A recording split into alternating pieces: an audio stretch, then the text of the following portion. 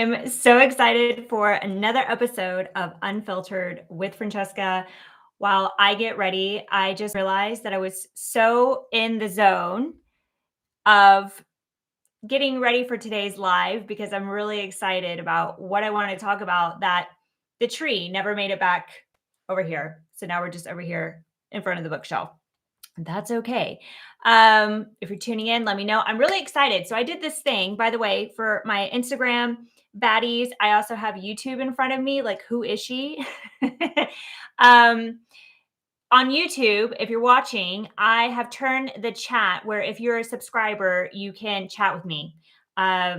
For someone who hates talking on the phone, the fact that I feel so exposed on 2 lives on Instagram and YouTube, that was my way of connecting with subscribers and also just making sure I don't have any crazy messages happening. So here we are. We are getting ready. Guys, I'm 30 minutes earlier today than yesterday. It's still 4:30 in the afternoon. So who gets ready at 4:30 in the afternoon? I do. So I've brought my makeup here. I'm really excited about today's topic, Unfiltered with Francesca. I am going to be talking about how our inner kiddos, our inner little girls and little boys are literally driving the car of our life, and it is not safe, and it is affecting our relationships. It is affecting our careers. It is affecting the way that we parent. And just to preface today's unfiltered conversation, I am not a therapist. And these are all my own thoughts and opinions based on my real life experience and how I have seen things unfold in my life on my healing journey. I say quote, air quotes, because,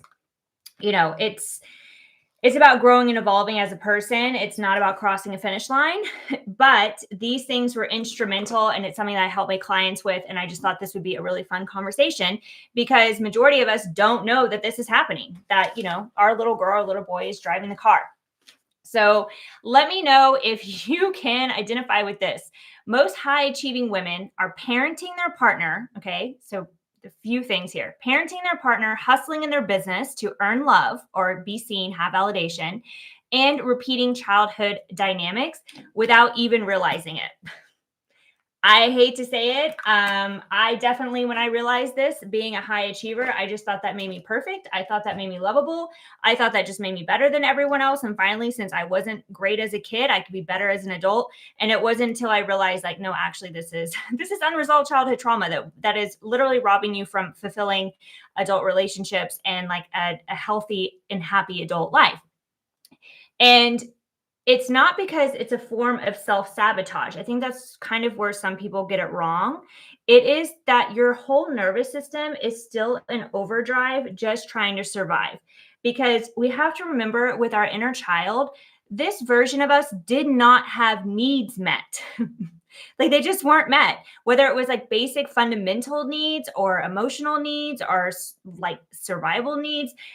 She never got what she needed. So today we're going to be talking about how your inner wounded girl and the inner wounded boy that you may be in a relationship with. Again, I'm talking about heterosexual relationships just because that's my experience.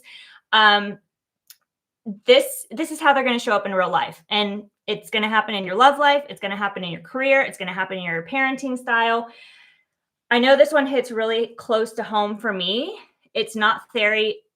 It is literally a lived reality. So let's dive in.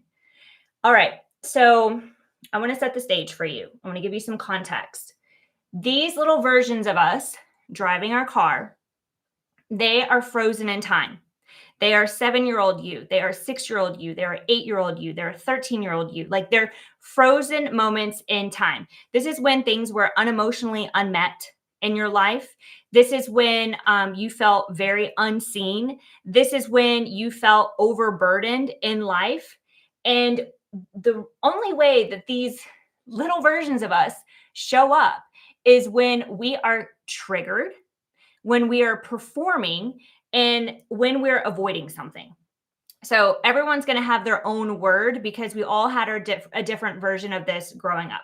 But this is the thing, the driver behind a lot of our pain patterns, especially if you were a parentified child, meaning in so many words, you took on way too many responsibilities as a child that were really meant for adults. I talked about this yesterday in Unfiltered with Francesca, where I talked about how I wrote my own notes, pretending they were from my mom, to put them in my lunchbox because I was so desperate to be like all my other little friends, because I had to worry about things like running water, and I had to worry about things like feeding myself. And those are not things that a child should be worried about.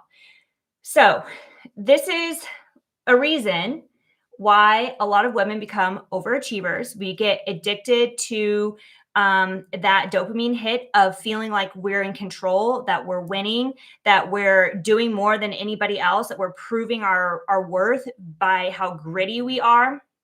And while society is like, yeah, you go girl, girl power, and I'm not saying I'm a feminist, and I'm not trying to downplay like the amount of work that women have achieved for themselves at all. I'm more so like, let's look at the source of where this is coming from. Where is this fuel coming from? So here's the thing: symptoms in relationships. This is what I want to talk about first. If you identify as a very high achieving, high powered woman, most likely you have this wounded inner little girl inside of you. And when you attract relationships, when you get in relationships, when you have relationships, you are attracted by potential. You're not actually attracted by reality. That is why so many women, high achieving women, basically marry projects. Like, well, I can see your value. I can see who you can become. I can see how you can serve me.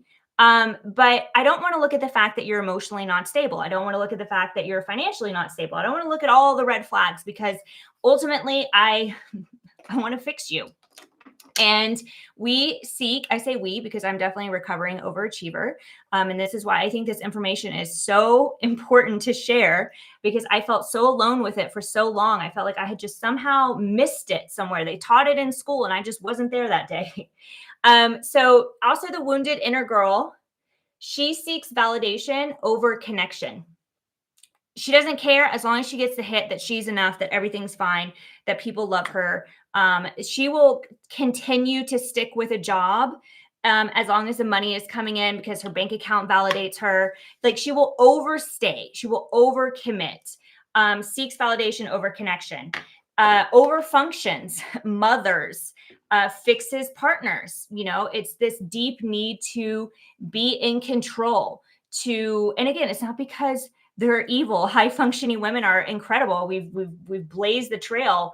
There's always a flip side to this. It's just understanding, like, how do I come back home to myself? How do I feel like regulated in my body? How can I actually have healthy relationships? We're not constantly criticizing my partner because they're just not good enough, where I'm basically repeating what I was modeled as a child. So we want to fix our partners. We overmother them. We're overfunctional, and we abandon ourselves to avoid any type of abandonment. So we're always wanting to be, as I say, like, be disappointment to the finish line. Now, here's the thing with men. Again, I'm just talking about heterosexual relationships. When your man or a man has this wounded inner boy, they need to be constantly praised, even if it like makes no sense. Like, that's actually not worthy of praise, but it's like they have to be praised. They have to be reassured all the time, or they just shut down, which is absolutely exhausting, especially for a high achieving woman who is out there trying to find her own validation. She's not trying to give it, she's trying to get it. They avoid conflict, or they like emotionally shut down, or they have like really large spouts of like just anger, like explosive rage where it makes no sense, like extreme defensiveness. So they're not able to be vulnerable with you. They're not able to have connection. They just feel constantly like they have to defend themselves. They're jealous sometimes of your success, even though they don't want to be, and even though you don't want to see it as that, but they'll say things like, just to be honest. And what's crazy? I'll share a really personal story. When I published my memoir, I committed to write this book. I thought I would give it like 3 to 4 months, which is already crazy. And that already paints a picture of how I operated. And this is not that long ago. This was 2022, I think, whatever, a few years ago. And so what I did was I signed up thinking I was going to write this book in 4 months. And it took me 2 years. It was a journey to come back home to myself. I unpacked so much writing this memoir. It was very difficult for me, but I did it. And I was so proud of myself. I mean, it was like the summer of migraines, just processing everything I had been outrunning, out earning, outperforming, outworking, out numbing, like you name it. I did not want to deal with it. Like it was I thought what happened in the past stayed in the past. Like, why is this so annoying? This is getting in my way. Why, why did I decide to do this? And it was really this whole process of releasing hope for a better past. It was really powerful and it allowed me to come back home to myself. So I took 2 years. I invested $15,000 to write this book. And I hired a coach. I was like supported in the process. I learned how to self-publish. Nobody I know has published a book, like nobody personally. And the book gets published. It's like a whole thing. We've stayed up till like 3 a.m. for nights, like proofreading it, scrolling it, making sure there's no typos or spelling errors. And I get the book, it goes live, people are buying it, and my husband starts reading it. And he finds like the first word, like forward, is misspelled. It was a really stupid, very obvious thing. But when you've stared at something for so, so long, after a while, you're just like, I can't, everything blurs together. Everything looks perfect. And I remember he read it. And then after about 2 minutes, he was like, Francesca, you can't publish this. This isn't ready. This is bad. This is not good. Like, I'm just being honest. I'm just being honest. And I just remember in that moment, of course I was like, fuck you. But I remember in that moment that I was just like, of course he would freak out about this. Again, I only had this capacity because I did this work. And that's why I'm sharing it now, because I feel like I'm on the other side. In the past, that would have been a huge issue, obviously. But I was like, he was raised, and I need to be careful because this is his story, not mine. But I'll just say the way he was raised, I was not surprised that he would feel like this is not good enough. But for me, it was good enough because I knew I could go in and I could correct errors. But who the book was for would not care that the word was misspelled. They would not care that there was a double space. And so sometimes jealousy with a wounded little boy looks like, I'm just being honest. I don't like that you're wearing this. I don't like that, I'm just being honest. So a lot of times wounded little inner boys also see you as being too much, because they've never learned about emotional safety. And just having this amount of information, again, this doesn't make us bad people. I talked about this yesterday in the Unfiltered episode about the 14 lessons I learned in my 14-year marriage, is that relationships are like a skill. Like we don't assume that we're going to suddenly become a bodybuilder when our entire lineage has been overweight, when we were raised on unhealthy food, and we have a 6-month deadline. Like we're not going to be set up for success. We're going to have to go learn how to do this. We're going to have to learn how to eat properly. We're going to have to learn how to work out without hurting ourselves. Like it's all a skill. But somehow we've been sold this lie through Disney movies that if we kiss the prince, whether he's homeless and flying around on a magic carpet, or he's creeping around in old castles looking for women who are asleep, like somehow we're going to be perfectly compatible and we're going to have this perfect explosive relationship. And if it's not like that, then clearly you're doing it wrong. Or clearly, actually, it's not even about you. We make it about the other person. Clearly, it's the other person's fault. And I can tell you that whether it's this relationship you're in or the next one, like you always follow you. So it's like, why not try to make sure that you're doing everything you can. So anyway, I'm not doing this live to talk about blame. I want to showcase patterns. Everything is a pattern, and we attract like mirrors to our wounds to show us all the areas that we still have work to do, so to speak, and where our wisdom still needs to develop. So how does this show up in our career? Okay. So as a wounded little girl, I'm always looking at this at my phone and not at the actual mirror. And this is so much easier. Okay. So we tie our worth to how productive we can be, how many deadlines we can meet, and not even meet. Y'all know we don't meet deadlines. It's that saying, On time is no, early is on time is late, late is unacceptable. That is the summary of an overachieving woman.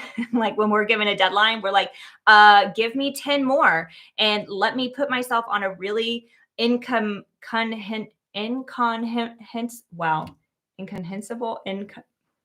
an unrealistic deadline for myself. I used to like actively do this, especially when I was building my floral design business. I would be like, well, what else can I do? What else is crazy? And I would literally pile so much on my plate that if I got to all of it, I would be like, well, of course I did. Like, that's who I am. Most of the time, I didn't get to it because it was crazy and it led to burnout and health issues, and also gave me the opportunity to basically shame myself, for lack of a better word. So you tie your word to productivity. You cannot rest without guilt. I am going to talk a little bit about human design in today's live as well. So I'm going to talk more about this, especially around projectors or non-energy beings. So if you know anything about human design, I'm going to touch on that. You need gold stars to feel enough. Like I was able to finally put into words when I was writing my book. It was like my whole life I had chased oohs and ahs and gold stars. Just to know I was like doing it right. And I didn't even check in with myself to make sure I was doing it right. It was just like, oh, everyone else thinks I'm doing it right. So clearly, this is what's expected of me. So we chase gold stars, and we avoid visibility or leadership for fear of being seen too much. So this is a symptom of the wounded little girl. Now I can really relate to that last one because it's taken me, I published this memoir November 11th, 2023. And I'm just now feeling so grounded in what I want to talk about. I want to talk more about this. I want to talk about how unresolved childhood trauma is, like, again, like I said, robbing us of really fulfilled adult lives, adult relationships, adult careers. Like, we're not living out our potential. This is not a special situation. Like 70% of adults have some form of unresolved childhood trauma that is literally following them from relationship to relationship to career to passing it down in their lineage through their parenting style if they're not aware enough. And we've never lived in a better time in our life where literally technology at our fingertips. This was not available 5 years ago, 10 years ago, 15 years ago. If you wanted to have a conversation like this, you would have to hire a therapist for like $250 an hour, $300 an hour. Now you're sitting on a live, just chilling.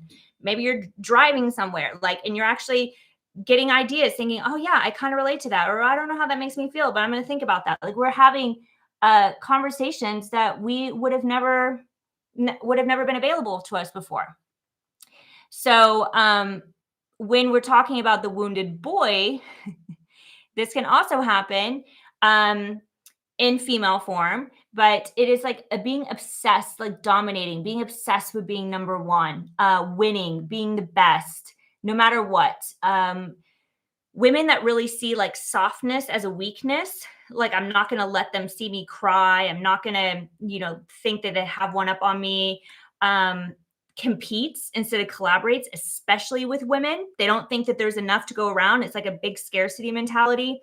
And burnout is this like badge of honor. And then I was put in the hospital. And then I worked so hard that I couldn't get out of bed for 3 days. There's like this badge of honor. Now for like wounded little boys, it really shows up in like not having boundaries with work, not wanting to enforce really important things like contracts in their business. They don't want to be seen as too pushy or too much. There's this woundedness in the little boy for the man as well. So it's just like, oh man, there's a lot to unpack here, but it's a good start in today's Unfiltered. So if you're loving this, please let me know. What I do want to just say is that if you're constantly in a feast or famine mode, overworking for validation, terrified for being wrong, your inner child is working overtime, or like I like to say, it's driving the car and it has nowhere to go. It literally cannot touch the pedals. It cannot touch the steering wheel. Like, it's doing the best it can, but naturally it's running into things, and it is dangerous. It is dangerous out there in the streets with that little version of us driving around. So I'm going to briefly touch on parenting. I'm not a parent myself, but I did want to include it today because I feel like a lot of us are on this journey of awareness because we know that we are the cycle breakers in our family. So when you have the wounded girl as a mother, you're usually overcompensating for your own childhood. And what I'm saying might feel really triggering to some people. I know it feels very confronting. It's almost like too close, too real, too honest. Naturally, some of the stuff you might want to like reject. All I say is just take it with a grain of salt. Like, this is free. You invested maybe a little bit of time. You don't have to agree with everything that I'm saying. You have free will, you have choice. You can literally be like, I love that. I don't love that. Like, take what feels good to you, leave the rest. You become permissive to avoiding being like your parents. So it's always about like, I want to avoid where I came from. I want to avoid what it was like with my parents. Feeling guilty constantly, just like, even when you're doing your best, it's never going to feel like your best. And you project your pain on your children's milestones. That can get pretty messy. And honestly, that's one of the reasons why I've held off on having kids, because I knew I had a lot to work through. And I definitely think anyone who's had a traumatic childhood and then has the courage to raise children is, there's a lot of people out there that deserve gold medals, but I would say that they are one of them. I can't imagine how heartbreaking that whole lifetime is, because you went through one lifetime knowing one way, and then you're going through another lifetime knowing the complete opposite, and just realizing everything that you missed out on. So it kind of, what do I want to say? Like, repeats itself. It almost rubs salt in the wound, but I've also heard it's an incredible healing experience. So I think it just depends where you're at on the healing journey spectrum. Now, as a wounded little boy, as a dad or partner, sees parenting as a performance, like best dad of the year, avoids emotional intimacy with their child because literally, again, they don't have the skill for that. They were never modeled that. They didn't have that experience. And while, yes, we live in the day and age that all this information is available to us, the mainstream messaging out there is that, men are men, men shouldn't show emotion. Like, there's still a lot of stigma with our men. And that's why more than ever, suicide rates are through the roof, especially with men, just feeling like they cannot perform, they cannot connect, they're not good enough. They are either way overly strict, or they're completely checked out, which again puts a lot of pressure on the woman, and they don't know how to emotionally co-regulate. I mean, this is so powerful because, again, you're raising these tiny little humans that are going to model what they're raised with. So I want to just keep it super simple and potent. I'm going to talk about human design briefly. If you don't know what human design is, it is essentially a modality made up of 5 different sciences, from astrology to Kabbalah Tree Alive to E-chains.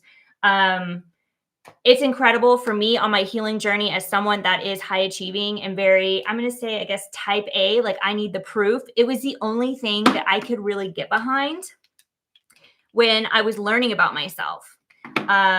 All the cookie cutter advice and affirmations and woo-woo stuff I was not into. I'm sure it was super helpful, but I did not connect. It wasn't until I learned about my human design, which is essentially your unique blueprint that you were born with. And when you think about it, it's like a thumbprint. And I was like, wow, so all these parts of me that this whole time I thought were wrong with me are actually like my superpower. This is amazing. I felt like I had so much permission, and then obviously dealt with a lot of anger because I was like, why did it take so long? Why am I just now learning about this? So I've made it kind of my mission to really incorporate healing and stepping in and expanding into the next version of yourself through the lens of human design. So the inner child plays out differently based on your human design. There's 5 different design types. I want you to think of them, again, if you're not familiar, like in astrology, we have signs like Leo, Virgo, Sagittarius. This is very basic, by the way. Think of human design as like projector, manifestor, manifesting generator. Just they're titles that represent a certain amount of energy and what you're supposed to do with this energy in your body. Okay, and how you're meant to do life. So the first energy type is the projector, and about 20% of the population is projectors. Sorry, I'm just trying to figure out what lipstick I want to wear today. So bear with me. I'm doing very important hard work over here. So projectors often over-identify with being needed. They're the ones that see everything, but they cannot see themselves, and they seek recognition from aligned sources. And they collapse. They're devastated if they don't feel seen. This is going to be lipstick roulette. Let's see what color this is. Oh, this is nice. Got a bold red here. Generators, manifesting generators, they confuse doing with worth. Like if I just do more, especially if I do more shit I don't want to do, then I'm like more worthy in my parents' eyes, or then I'm more worthy at work because like I had to sacrifice, and they have the energy to do it. Majority of people in the collective, like AKA the world, 70% of them are generators and manifesting generators. So they confuse doing with worth, and they struggle to say no even when they're absolutely depleted. So in human design, there's energy beings and there's non-energy beings. Energy beings are those generators, manifesting generators, because just like the word insinuates, they're like generating their own energy, whereas projectors, manifestors, and reflectors are non-energy beings, meaning like whatever you woke up with today is the energy you have in your tank, and that's about it. Now, manifestors, they act from rage, because manifestors are actually the born leaders in their families. But, naturally, the way that our society is set up, we don't see children as leaders, like the parents are the leaders. But manifestor children, like they came here to lead. And so they will act from rage or shut down. They have this rebellious inner child who was silenced early because, again, they came here to lead. They were quickly put in their place and then basically just told to shut up and go get in the corner. And they have trust issues because of that with authority. And then as a reflector, they carry everyone else's stuff by the way. Like manifestors are around 8 to 10% of the population, reflectors around less than 2%. They lose their own identity, like in people, and they can feel emotionally unsafe in pretty much every environment. So it's not just about your type. Like I said, there's so much that I could go into when it comes to human design. I mean, there's profile lines, there's open centers, authority. They all shape how your inner child is triggered, how your inner child is going to act when it's triggered, when it's like confronted. So I'm going to put this on real quick.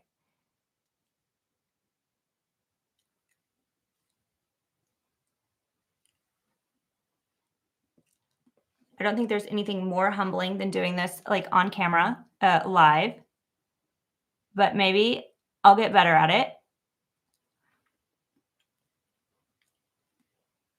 It's not too shabby.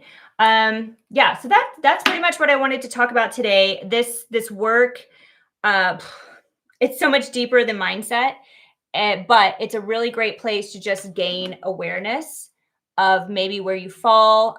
Definitely like leave a comment. Let me know if you found this helpful. It is an identity level, nervous system level, inner child reclamation, truly. And if today's live has cracked anything open for you, if you saw yourself in any of these patterns, like I'd love to let you know. I'd love to know. And if you feel like, I want to go a little deeper with this. I've never thought about this before. I've never thought about how this would impact me. Then I wanted to let you know I do have a program called Reclamation. It is just on this healing unresolved childhood trauma through human design. It's fully in depth. It really helps, I would say, unburden your nervous system from all of these limiting beliefs that are truly coming from just these false identities, these unresolved childhood traumas that are still showing up. And it gives a voice to the parts of you that had to grow up too soon, that were too much, too loud, maybe not even enough. It really, like, again, all of my programs, but this one specifically is around childhood trauma, around human design. It is focused on you reclaiming your voice and coming back home to yourself. And if you're like, okay, well, that's great, but I'd really like some personalized guidance, then Redefining You is my one-on-one container where we unpack your specific design, your story, and we build your reinvention map together. And what I love about this work is it's available anytime that you feel ready for it. So I just want to let you know as I sit here and finish curling my hair for today's live. Um, if any of this has resonated, it doesn't mean that anything is lost or it's too late or somehow I hate this word, but like broken. It's just literally you've been living from the version of you that had to survive. And now it's time to be the version of you who came here to lead ultimately. And if you made it this long and you're still here and you're watching, then you know exactly who you are and where you're at in your journey. And I'm excited that I got to be part of it today. Thank you for watching. I will see you again tomorrow in Unfiltered. And as always, here's to your expansion. Bye. See y'all later.